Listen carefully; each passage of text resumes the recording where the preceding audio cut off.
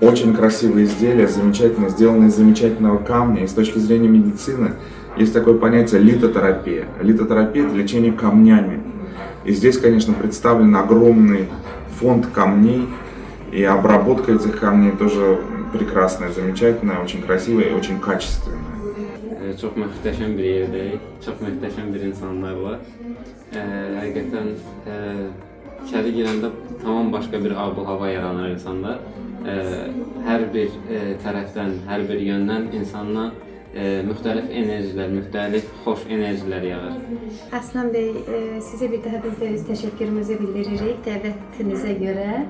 Aslan Bey də yəni Aleksandr tərəfindən müalicə aldı.